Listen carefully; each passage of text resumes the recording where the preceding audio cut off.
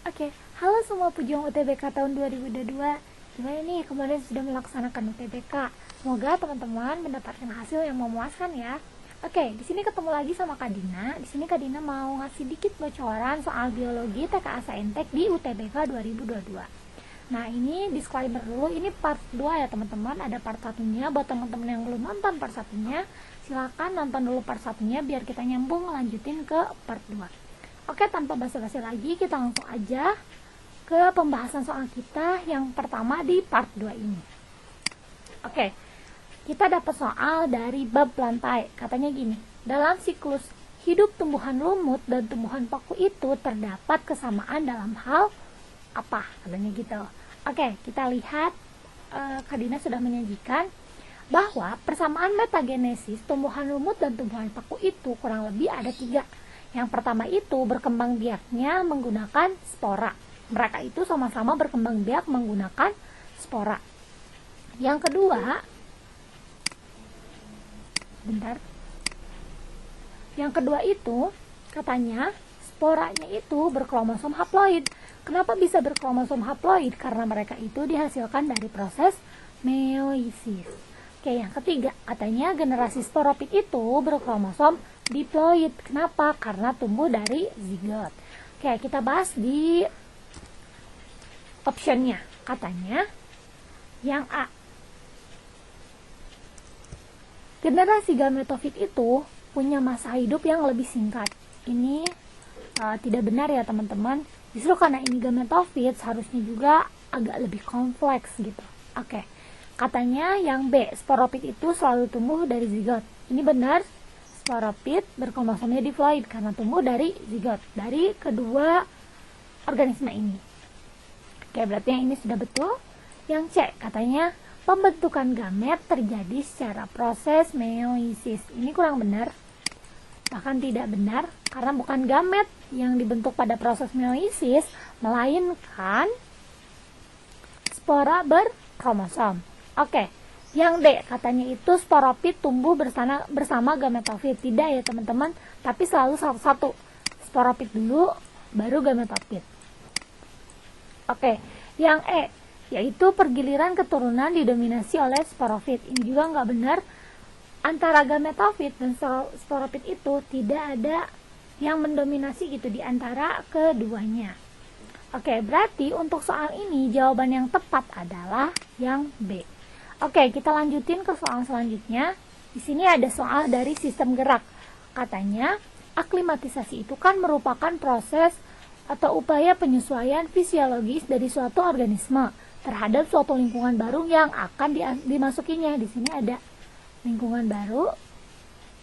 Ini kurang lebihnya kita sebut aja dengan adaptasi kali ya. Oke. Katanya proses aklimatisasi ini dapat diterapkan pada seseorang yang tengah melakukan pendakian gunung. Kalau pendakian gunung hubungannya berarti sama O2 dan CO2 atau udara. Nah, katanya salah satu proses fisiologis yang merupakan bentuk adaptasi terhadap ketinggian gunung adalah katanya yang A, terjadi peningkatan vasokonsentris pulmoner. Ini bener nggak sih gitu, pas naik gunung tuh terjadi peningkatan vasokonsentris pulmoner? Yap, ini bener banget, karena semakin kita naik gunung ya teman-teman, si kadar O2 yang di bawah sama kadar O2 yang di puncak atau oksigen itu berbeda gitu, seperti itu. Nah, yang B, katanya menurunnya cardiac output. Ini salah, karena semakin kita ke lingkungan udara yang lebih tinggi, itu bukan menurun ya, tapi terjadi peningkatan. Peningkatan apa?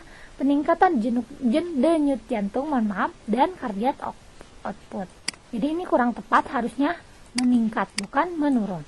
Terus yang C, katanya mengeluarkan lebih sedikit bikarbonat melalui ginjal.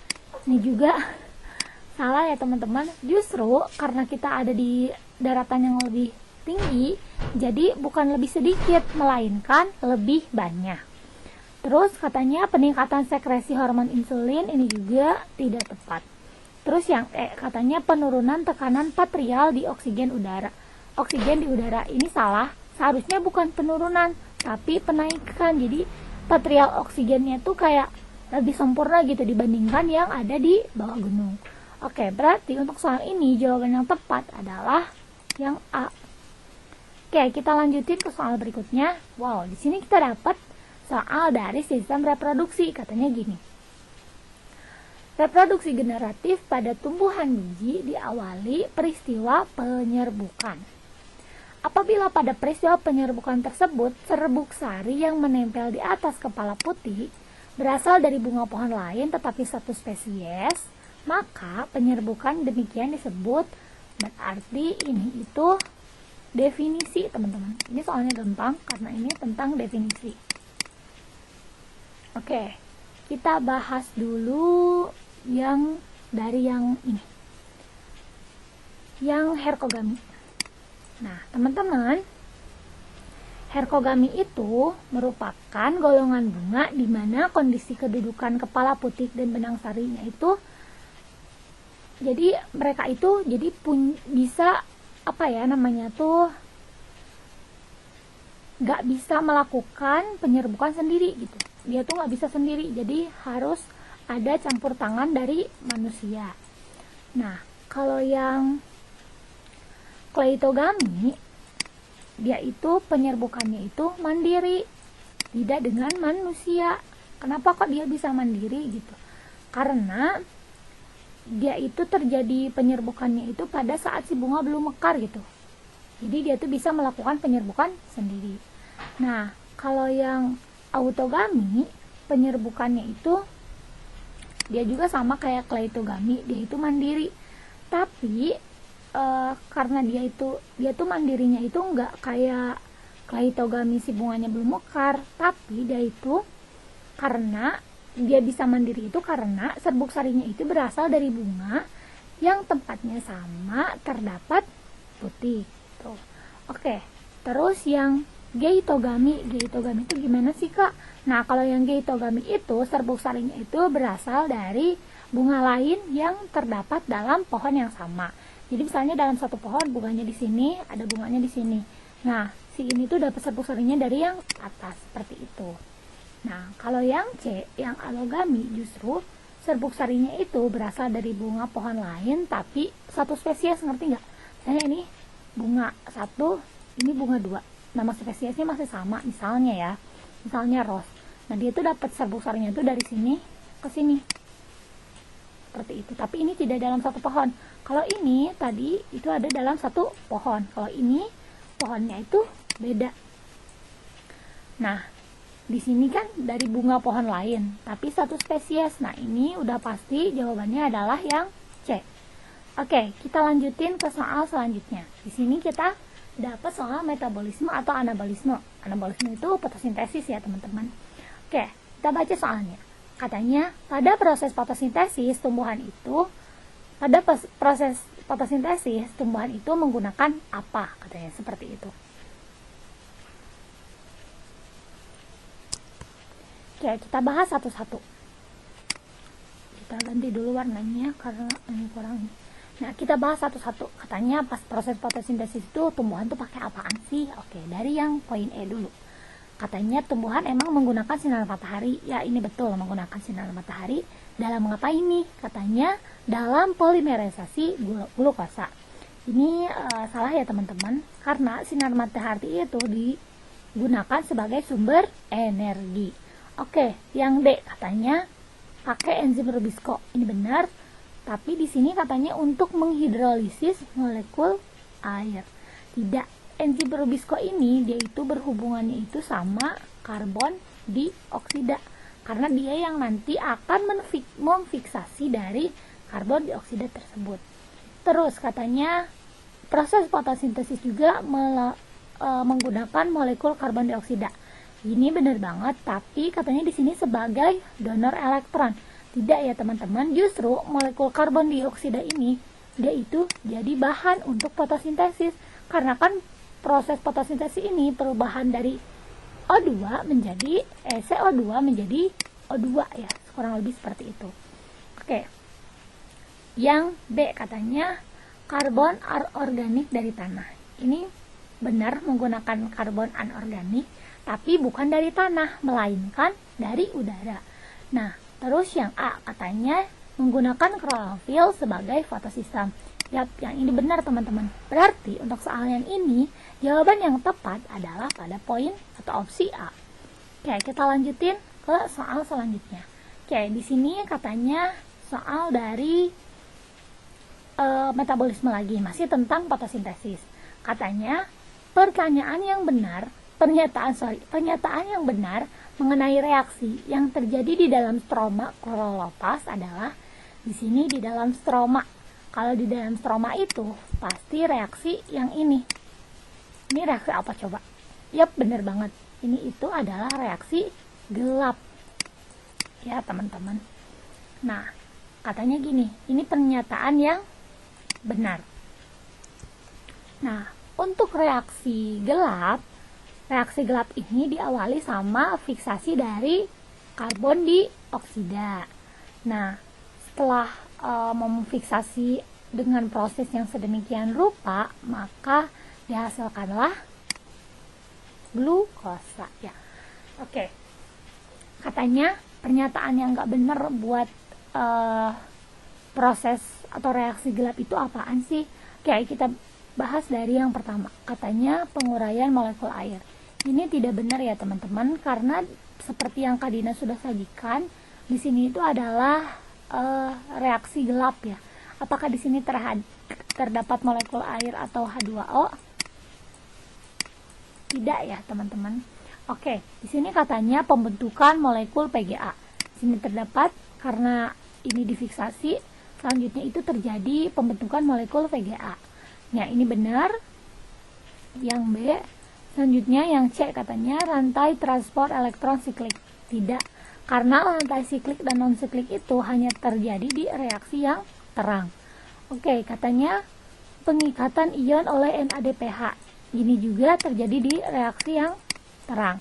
Dan fotofosforisasi ATP ini juga terjadi di reaksi yang terang gitu.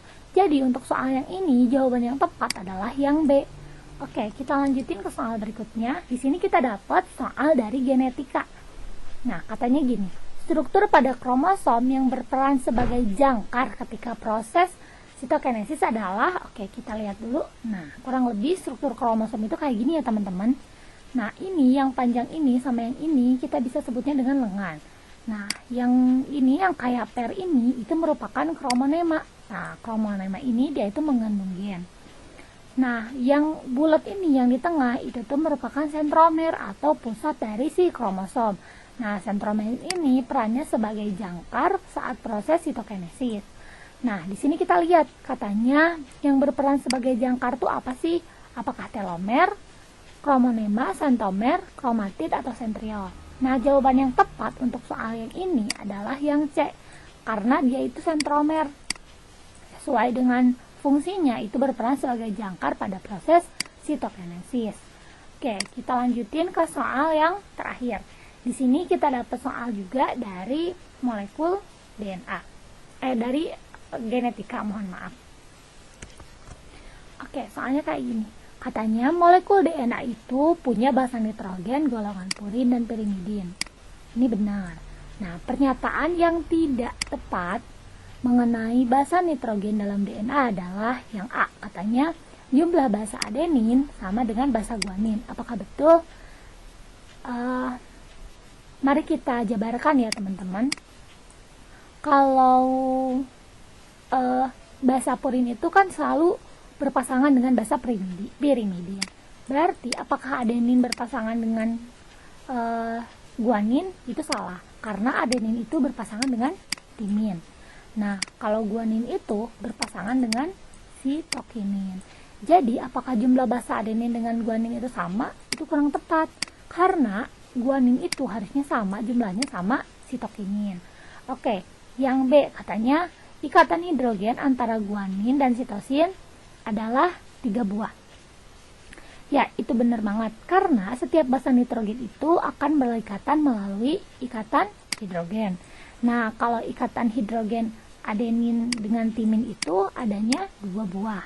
kalau guanin dengan sitosin itu terdapat 3 buah. Oke, berarti ini benar. Selanjutnya yang C, katanya itu molekul basa nitrogen pada DNA itu berikatan dengan senyawa gula membentuk nukleosida. Apakah ini betul?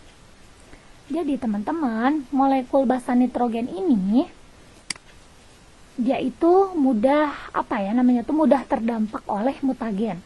Nah, karena dia tuh punya kekurangan kayak gitu, jadi setiap basa nitrogen itu berikatan dengan molekul gula untuk ngapain? Untuk membentuk nukleosida gitu.